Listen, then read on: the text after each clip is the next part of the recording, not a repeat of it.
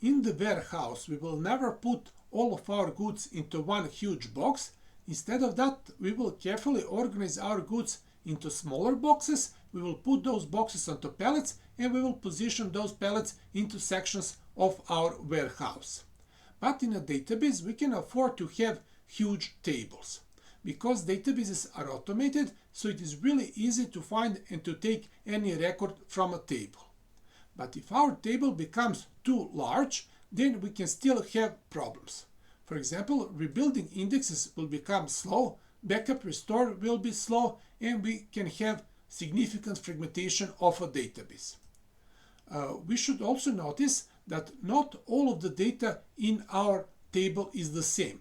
For example, if in this first part of a table we have newest data, only this data will be prone to changes and corrections, while this older data will be basically read-only. And because of all of this, we will apply partitioning. Partitioning is horizontal division of a huge table into smaller tables that are called partitions. So what are the benefits of partitioning?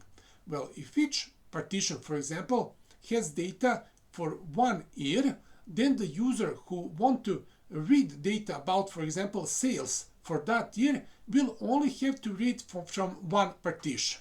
So he will be able to ignore other partitions, so his query will be faster. And just like I said previously, rebuilding indexes, updating statistics, vacuuming will be easier if our data is partitioned. Because partitions are separate entities, they can be dropped, archived, backupped separately, and we can do partition swapping. We can also process our data in parallel more easily because each partition can be processed on a different CPU core and each partition can be kept on a different storage disks. Partitions with older data can be compressed and can be enriched with a lot of indexes, while for these newest partitions we will do everything opposite. Now, there are some drawbacks in using partitioning. First, partitioning is beneficial only if we have really huge tables. And huge tables are tables over 100 million rows. And the biggest benefit is in maintaining those partitions, not in the speed of queries. Because if a user wants to read data only from one partition, that is great. But if users want to read data from all of the partitions, then his query will be more slow than if we had only one huge table. So we should be careful to structure our partitions in the same way as the users use their queries. Let's go now here to terminal. I will now log in as administrator to Monet database. My password is MonetDB. And then I will create two partitions. Partitions are just ordinary tables, so I will create table 1 and I will place some data into this partition. After that, I will create another partition and that will be table 2. Now, what is important is that this second partition must have the same structure as this first partition. I will run this and then I will add some data to this second partition. And after this, I will create a merge table. So this is how we create merge table. We use create merge table statement. Merge table must have the same structure as partitions. I will run this. And if I now try to read from this merge table, I will get a message that I should have at least one table associated with this merge table. That means that I have to tie my partitions to this merge table. And I can do that with alter table statement. So I will alter my merge table and I will add this first table as partition to this merge table. After that, I will do the same with the table 2. And now we have partitions tied to our merge table. So if we now query our merge table, we will see the content of both partitions. So this is just like a union query. But union query needs a really long union statement, and here we can see that we can use really short queries with merge tables. Also, union query will use much more of memory and computational power, and merge tables can much better utilize indexes on these two tables, table 1 and table 2, much better than union query. But if our table 1 and table 2 have different structures, then we have to transform them before the union, so in that case we have to use union query. I will now clean my screen. In the system table, systables, we can find our merge table, and we can see that our merge table has ID of 11,232. We can use this number to search for our merge table in one other system table, this one here. So we will read from this system table and we will look for this ID. And here we can see our merge table. So here it is. But we can also see partitions of our merge table. So we have table 1 with this ID and table 2 with this ID. Now we have saw how to add partitions to merge table, but how to remove partition? Well, for that we will again use alter table statement. So I will remove like this table 1 from my merge table. I will run this, and if I now read from the merge table, I will only see content of the table 2. And of course, our table 1 is still intact inside of its schema, so it is not deleted, it is just removed from the merge table. I will now clean my screen. I will now try to update merge table. So I will run this update statement, but this will fail. We cannot update merge statement directly. Instead of that, we have to update values in the base tables, that is in the table 1 and table 2. And that is not really convenient. So instead of that, I will do next. I will drop this merge table, and then I will recreate it in a different way. I will use this other statement that is similar to the previous statement. Again, we are creating a merge table. We have the same structure, but now I will tell to this merge table that partitions will be defined by the values on the latter column. And now merge table better understand its partitions, so now update and delete and insert through the merge table will be possible. Now we have to add partitions to this merge table, and I will add partition 1. But first I will read from table 1, because I want to show you that this table has letter A in the first column. And then I will try to deceive merge table. I will try to add this table 1 as a partition, but I will tell to merge table that this partition has letter Z, and that this partition is defined by the letter Z. I will run this, and this will fail, because merge table knows that this partition is defined by some other letter, not by letter Z. So only if I am honest to merge table, and if I declare my partition as partition defined with the letter A, this will succeed. Now, is it possible to add another partition that is defined based on the letter A?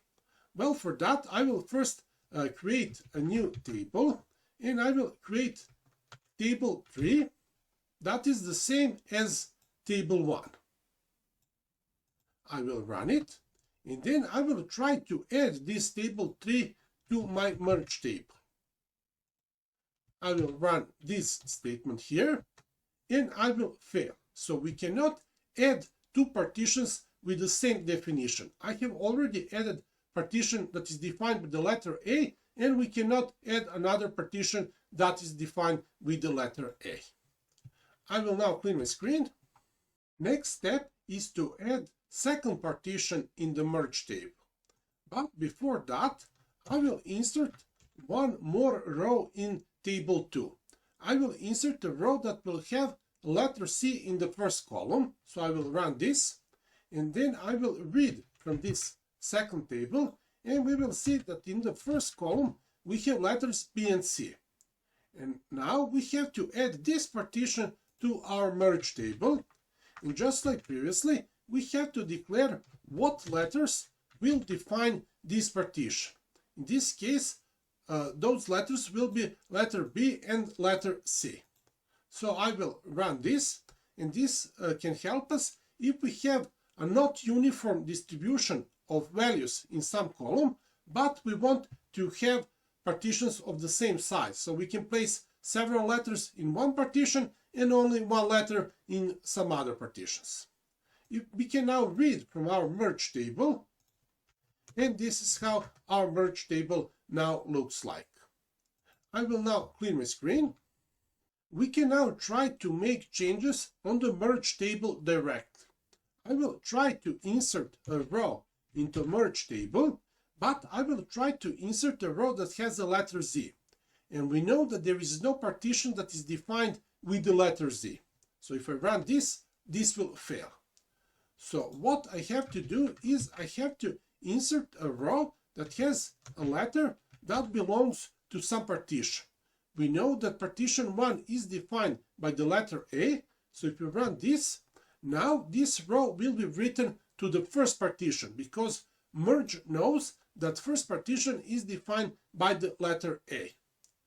Beside insert, we can also use update, so I will update this value 70 to 71. This will also work, and of course we can delete this row, so I will delete a row with the letter A and number 71. But we now can update and change merge table, but now we cannot change base tables. So if I now try to change something in the base table, for example, if I try to add letter Z to table 1, that would break the rule. So this is not allowed. So this will not work now. We have to do all of our changes through the merge table. I will now clear my screen. We know that table 1 has letter A in the first column. And this partition, because of its definition, will not accept any other letter in the first column. But we can change that. We can change the definition of this partition. And for that, I will use alter table statement. I will set my table 1 as, and I will give a new definition of partition.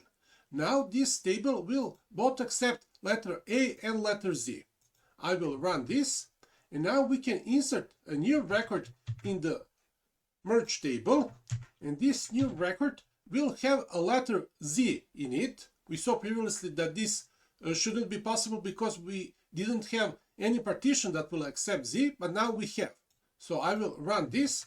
This will work, and then if we read from our table 1, we will see that merge table placed this record into table 1. So this is how we can redefine definition of partition. I will now clear my screen.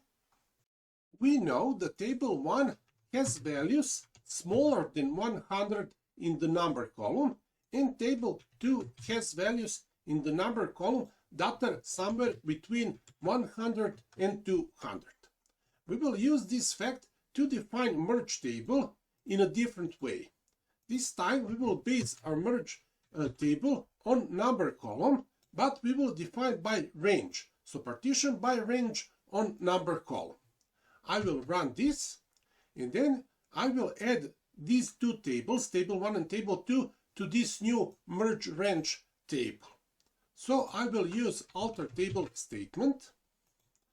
I will add table 1 as partition to this merge range table, and I will define my partition as partition from 1 to 100. I will run this, but this will fail because table 1 is already part of the merge table. So first I will remove table 1 and table 2 as partitions from the merge table. I will first remove table 1. So table 1 is no more a partition in the merge table, and I will remove also table 2. And after this, I will add them as partitions to this new merge table. I will use this definition. So alter table, merge range, add table 1 as partition from 1 to 100. And then I will do the same for table 2. And now we can read from our merge range table, and we will get the similar result as previously. We will connect our two tables into one big table. Now, if we do not know the minimum value or the maximum value, then we can use this syntax. So instead of saying from 1 to 100, we can say from range minimum value to 100. And instead of saying 101 to 200, we can say 101 to range max value. I will now go back and I will clear my screen. We saw how to define merge table based on one column, but it is also possible to create a merge table based on an expression. So I will use a statement like this one. I will partition by values, and then I will say using, and then my expression. And this is my expression. I will just concatenate values from letter column and from number column. I will join them together, and that will be the rule by which I will define my partitions. So I will run this. Now we have a new merge table, and just like previously, first we have to make our tables free. Our tables are now tied to merge range table, so I will untie them, and I will also do the same from table 2. Now our tables are no more part of any other merge table, and now I will add them to this merge expression table.